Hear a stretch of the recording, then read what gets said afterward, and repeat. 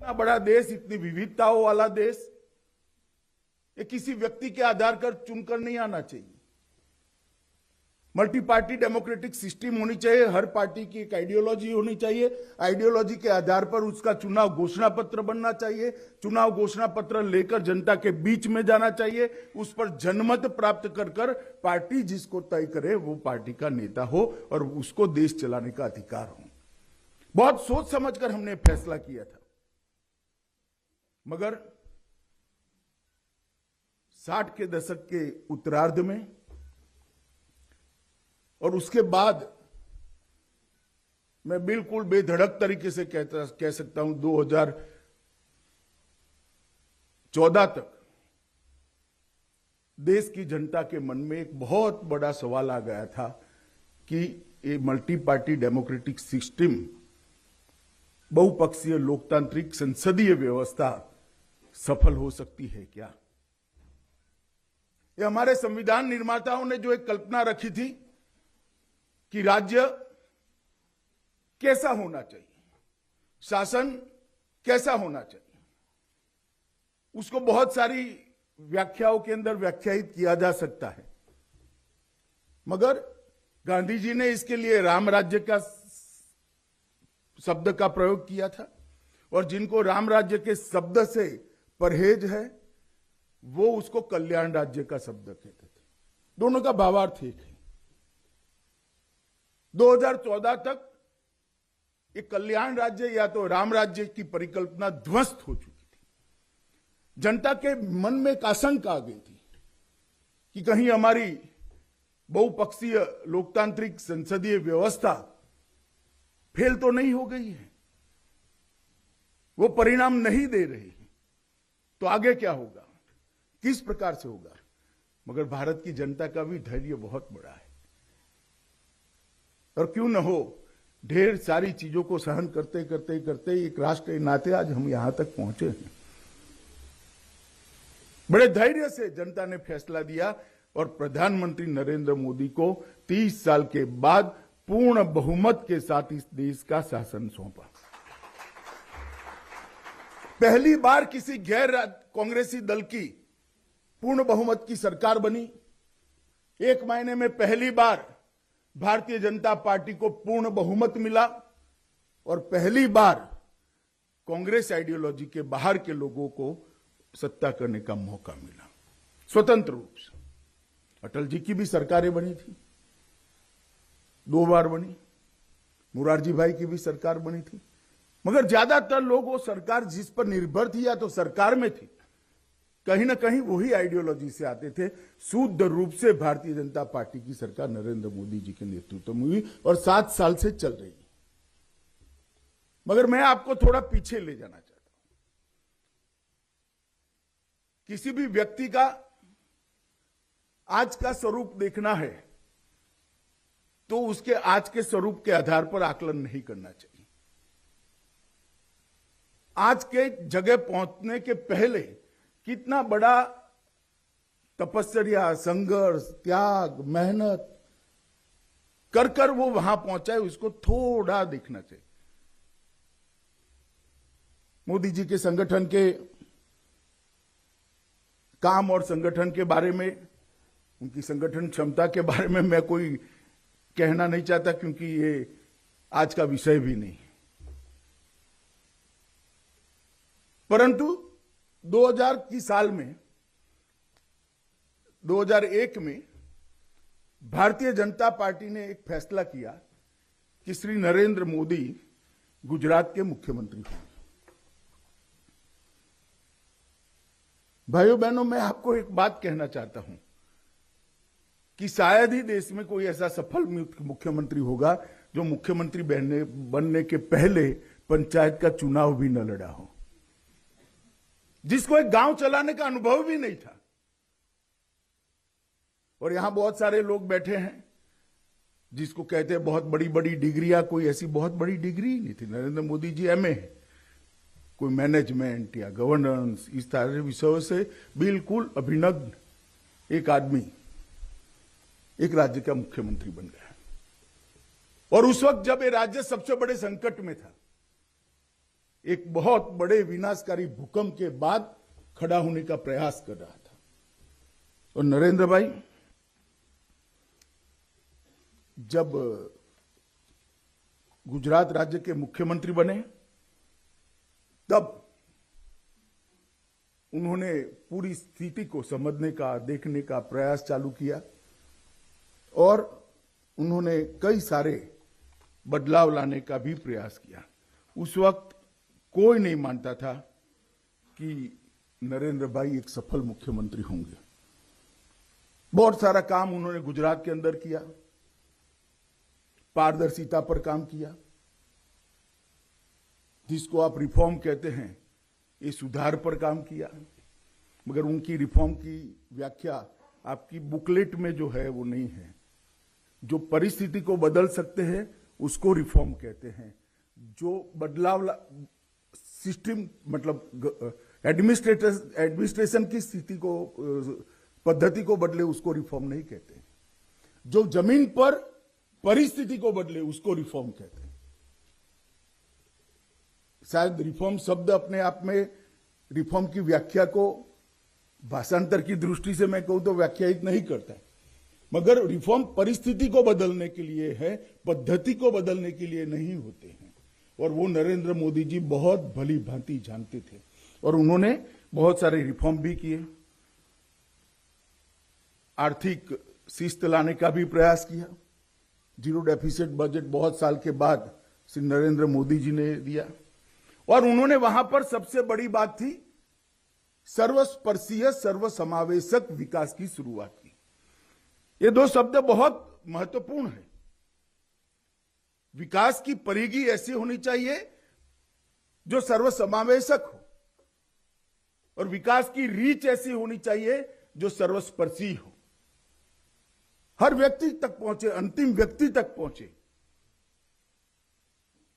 और सबको समाहित करे। इस प्रकार का विकास का एक मॉडल उन्होंने करने की शुरुआत की। और कोई भी विकास के लिए सबसे बड़ी जरूरियात होती है शिक्षा की। मुझे अभी ट्रोल किया गया था, मगर मैं फिर से बोलना चाहता हूं कि अनपढ़ों की फौज लेकर कोई देश विकास नहीं कर सकता। उसको पढ़ाने की जिम्मेदारी शासन की है, वो तो विक्टिम है। जो व्यक्ति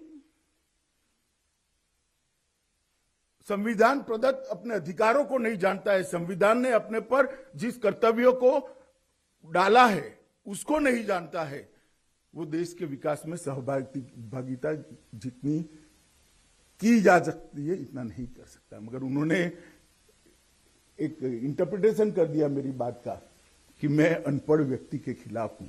मैं अनपढ़ व्यक्ति के खिलाफ नहीं हूं, वो तो इस सिस्टम का विक्टिम है, मगर उसको पढ़ाने का प्रयास करने का शासन का दायित्व है और मैं मानता हूं ये दायित्व पूरा नहीं कर सकता है, वो उसका गुनहगार है। जब नरेंद्र मोदी जी गुजरात के अंदर मुख्यमंत्री बने तब मैं प्राथमिक शिक्षा की बात कर रहा हूं, लगभग 67% एनरोलमेंट था और 37% ड्रॉप आउट रेशियो था। तो 70% आप मान लो, उसमें से 40% ड्रॉप आउट होता है तो आप आ जाते हो 40%। ये जमाने में भी 60% लोग अपनी प्राथमिक शिक्षा पूरी नहीं कर पाते। उसमें कोई बड़े सर्कुलर निकाले बगैर उन्होंने एक कार्यक्रम, स्कूलें तो बनी हुई थी, शिक्षक भी थे, उन्होंने एक बेटी बचाओ बेटी पढ़ाओ का कार्यक्रम लिया, जेंडर रेशियो और बच्चों को पढ़ाने का कार्यक्रम, और एक शेड्यूल बना दिया कि शिक्षा के अभियान के लिए मुख्यमंत्री से लेकर पटवारी तक सारी शासन व्यवस्था 7 दिन 45 डिग्री टेम्परेचर में गांवों में जाकर एक दिन में 5 स्कूलों में प्रवेश महोत्सव करेगी।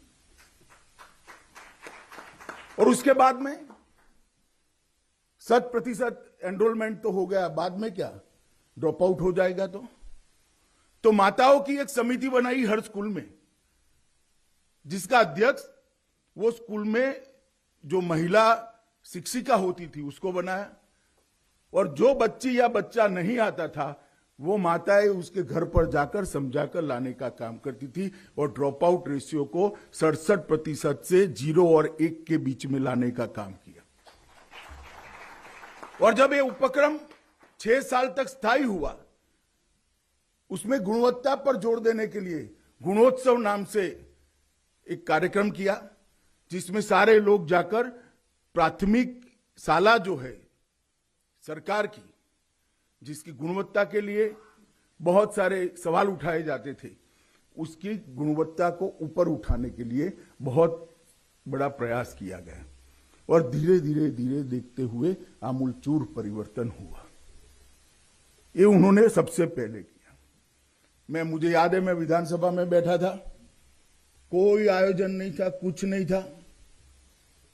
एक विधायक खड़ा होकर बोला कि मोदी जी, और ये कोई मोदी जी को पर्सनली नहीं था, सालों की समस्या थी।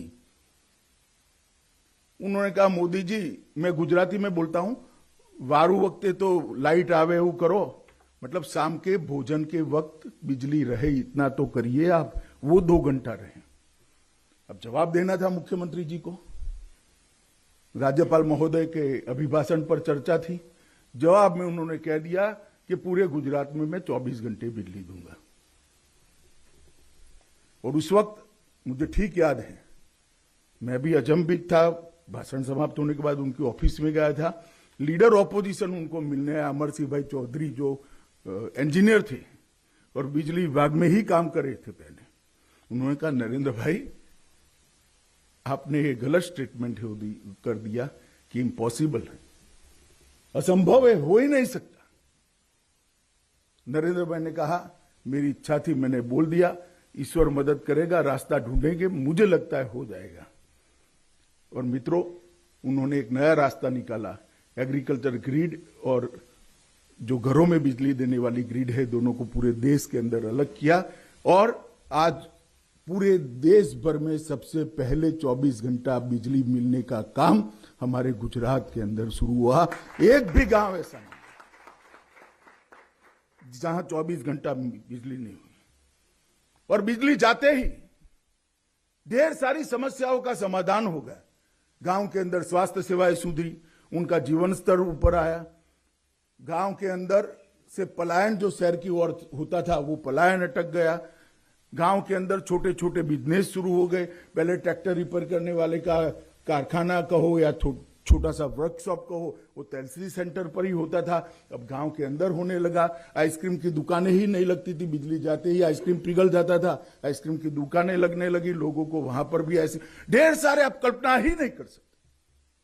गुजरात के गांवों में आमूल चूर परिवर्तन केवल और केवल बिजली के कारण आया।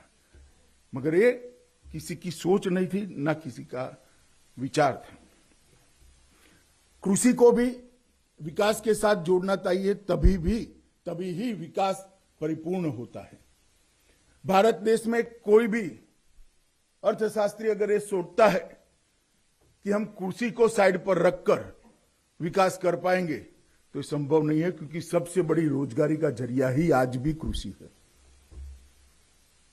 देश की 70% आबादी कृषि पर निर्भर है।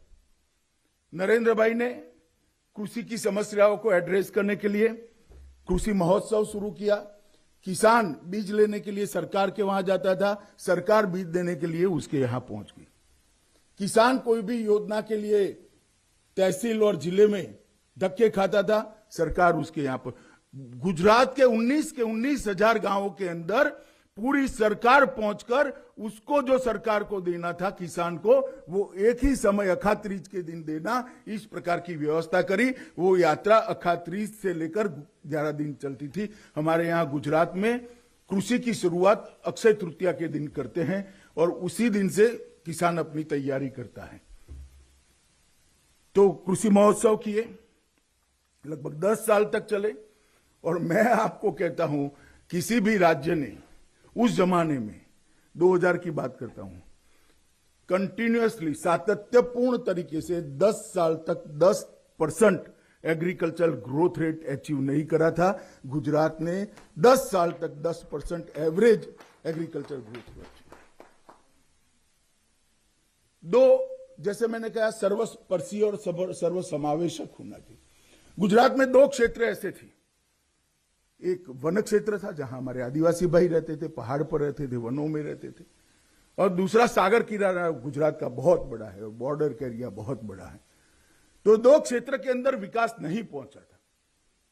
ये दो क्षेत्र के अंदर विकास को पहुंचाना बहुत जरूरी था, वरना हम कह ही नहीं सकते कि हमने सर्वस्पर्शीय सर्वसमावेशक विकास के मॉडल को स्वीकार किया है। इसलिए उन्होंने सागर खेडू योजना, वन बंधु कल्याण योजना, दो योजनाएं लाए और व्यक्ति, गांव, क्षेत्र और फिर राज्य, चार प्रकार के विकास के कार्यक्रम दिए, जो व्यक्ति को भी एम्पावर करता था, गांव की सुविधाओं को पूरा करता था, और एजुकेशन और हेल्थ के बारे में क्षेत्र की सुविधाओं को पूरा करता था, और वो राज्य के विकास के अंदर कंट्रीब्यूट करता था। ये सभी योजनाओं का अध्ययन करने वाले लोगों के लिए ये मॉडल अध्ययन करने जैसा है। आज भी उपलब्ध है गुजरात सरकार की साइट पर, वन बंधु कल्याण और सागर खेडू कल्याण योजना, उसका एक बार अध्ययन करिए आप। इसके अंदर रोजगारी भी है, शिक्षा भी है, इसके अंदर कृषि भी है, उसके अंदर इसके परंपरागत रोजी के जैसे मछुआरों के लिए है, और इस प्रकार की मधुमक्खी पालन है, महुड़ा का पान, मतलब ये वन उपजों का, आदिवासियों का काम, सारी चीजों को जोड़कर ये बनाया गया। और ये दो योजनाओं को उन्होंने ट्रस्ट का विषय बनाया। और आजादी के बाद, संविधान बनने के बाद, गुजरात एक ऐसा राज्य है जो आदिवासियों को संवैधानिक अधिकार दिया है कि जितनी इतनी उनकी आबादी है उतना प्रतिशत बजट का आवंटन उनको हो। कहीं पर नहीं होता था। सबसे पहले गुजरात में नरेंद्र मोदी जी ने आबादी के अनुपात में आदिवासियों के विकास के लिए पैसा वन बंधु कल्याण योजना के तहत, और बड़े परिणामलक्षी दोनों योजनाएं हुई, और गुजरात का विकास के अंदर बहुत बड़ा ये दो योजनाओं ने योगदान किया। कई सारे नए प्रयोग भी करे। गुजराती को प्राधान्य देने के लिए झवेरचंद मेघाणी की जन्म जयंती के दिन वांचे गुजरात, मतलब गुजरात पढ़े, ऐसे कार्यक्रम से बच्चों को पुस्तक की ओर आकर्षित करने का कार्यक्रम किया। मैं मानता हूं सभी ने कार्यक्रम को जानना चाहिए, देखना चाहिए, समझना चाहिए, और अपने अपने जहां पर भी हम काम करते हैं उसको प्राधान्य देना चाहिए। बच्चे इतना ही पढ़ते हैं कि जितना उसको एग्जामिनेशन के लिए जरूरी है। शायद वो पढ़ाई लिखाई तो सफलता से कर लेंगे, मगर अच्छा नागरिक बन पाएंगे क्या? पढ़ाई लिखाई का व्याप अपनी एग्जामिनेशन के दायरे में नहीं लाना चाहिए।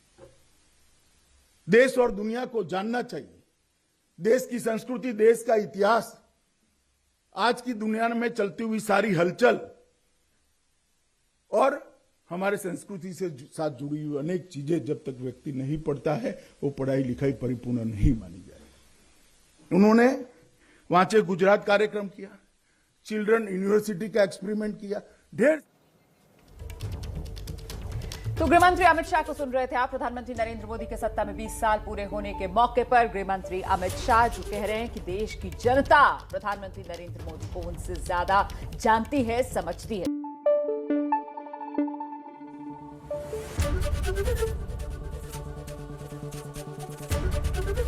एबीपी न्यूज आपको रखे आगे।